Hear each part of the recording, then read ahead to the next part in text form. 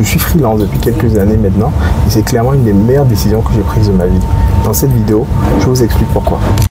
Alors avant de commencer cette vidéo, je tiens à m'excuser d'abord d'avance parce que je suis dans le train qui part de Nairobi en direction de Mombasa au Kenya et il y aura certainement un peu de passage, un peu de mouvement, donc la vidéo risque d'être un peu hachée. À un moment ils vont ramener à manger, donc on va devoir manger.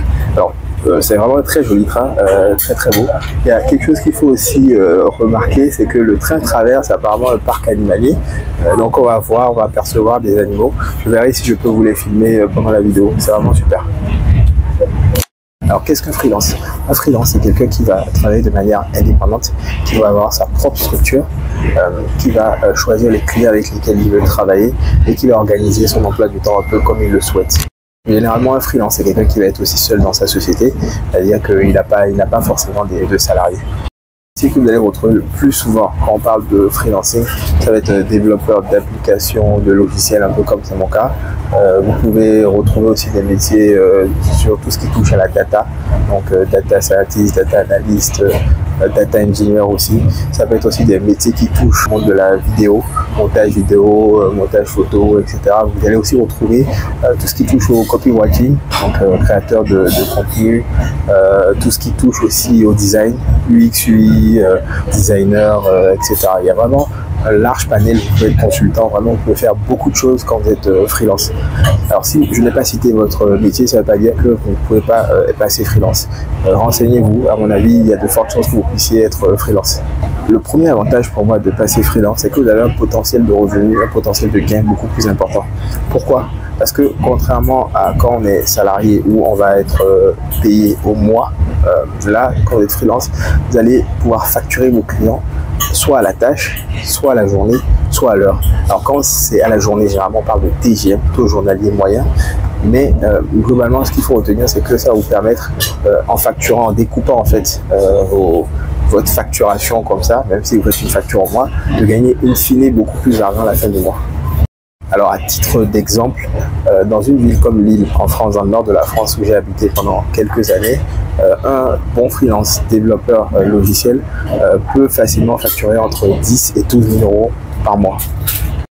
Si vous vous situez dans une ville comme Paris, vous pouvez aller chercher facilement entre 12 et 15 000 euros mensuels. Le deuxième point pour moi, c'est la flexibilité. Un freelance va avoir beaucoup plus de flexibilité dans son emploi du temps, simplement parce qu'il n'est plus capé au niveau du nombre de jours de congés par an. Généralement, quand on est salarié, on va avoir un maximum de nombre de jours qu'on ne peut pas dépasser. Quand vous êtes freelance, vous pouvez prendre autant de jours que vous voulez. Il faut simplement vous entendre. Il faut être en bonne intelligence avec vos clients. Et aussi, il faut faire attention à votre trésorerie pour ne pas vider votre trésorerie quand vous partez en vacances.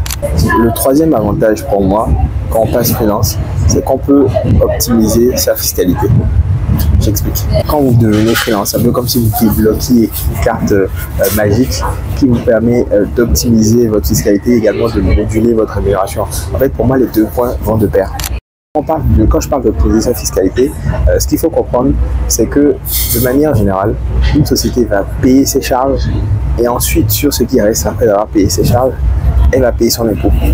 Une personne physique, généralement, c'est plutôt l'inverse. C'est-à-dire qu'elle va plutôt payer son impôt et c'est sur ce qui reste maintenant qu'elle va payer ses charges.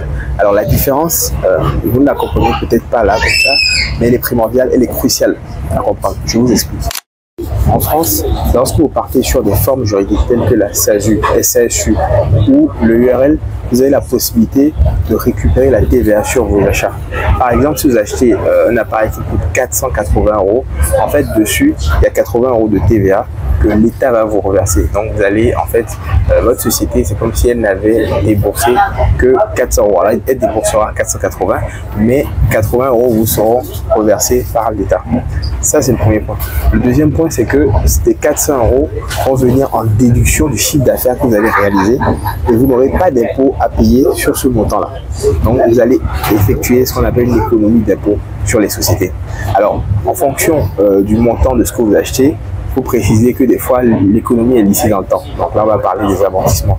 Mais je simplifie au maximum, je ne rentrerai pas dans les détails, ce n'est pas le sujet de cette vidéo. Alors, quand je parle d'optimiser sa rémunération, pour moi, c'est un point qu'il faut bien comprendre parce que ça peut vraiment changer votre vie. Par optimiser sa rémunération, j'entends qu'un freelance peut prendre le salaire ou la rémunération qu'il souhaite, en tout cas encadré par le chiffre d'affaires que vous faites, bien évidemment. Alors, qu'est-ce que ça change?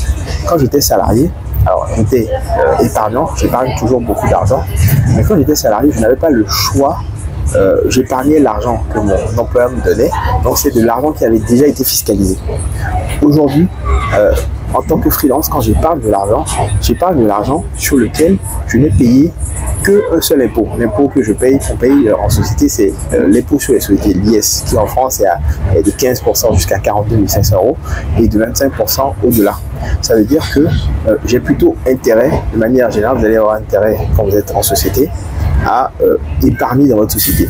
Parce que l'argent que vous allez sortir, si vous n'en avez pas besoin, vous allez payer de l'impôt inutilement dessus. Ce qui va compter finalement, c'est ce que vous allez faire de cet argent. Vous pouvez décider de l'investir pour vous dégager des revenus passifs, vous pouvez décider de l'investir pour préparer votre retraite, ça dépend finalement de vous. Vous pouvez faire tout ça, vous pouvez acheter des participations dans d'autres sociétés. Tout ça, ça se fait généralement au travers de mécanismes tels que la holding ou créer la création d'autres sociétés, des sociétés immobilières, etc. En tout cas, il y a vraiment un large éventail de choix qui s'offre à vous. N'hésitez pas à vous abonner sur des sujets que j'aborderai très prochainement sur la chaîne. Alors, il est de mon devoir quand même de tempérer cette vidéo sur la fin. Il faut comprendre que être freelance, c'est aussi avoir des responsabilités. L'argent de la société, ce n'est pas votre argent personnel.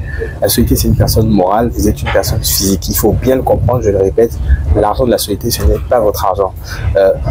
Également, quand vous facturez la TVA à vos clients, vous devez la reverser à l'État. La TVA ne vous appartient pas, elle appartient à l'État. Vous devez également penser à tenir une comptabilité stricte. Donc, vous entourez d'experts comptables qui va vous aider à gérer votre comptabilité. Vous devez penser aussi à ce qui va être mutuelle, couverture sociale, médicale, etc. Maintenant, ce n'est absolument pas compliqué quand on sait s'y prendre. Et au final, à un moment, ça devient complètement passif. Il faut aussi dire que quand vous devenez freelance, généralement, le regard des banques change. De manière générale, les gens ont tendance à dire que vous n'êtes plus capable d'acheter de l'immobilier au travers d'un crédit avant d'avoir 3 bilans. Alors, c'est vrai, il faut. Moi, personnellement, j'ai réussi à acheter de l'immobilier financé par les banques à plusieurs reprises avant d'avoir les 3 bilans. Et ça, ce sera le sujet d'une prochaine vidéo. Donc, abonnez-vous si cette petite vidéo vous a plu. N'oubliez pas de liker et à très vite.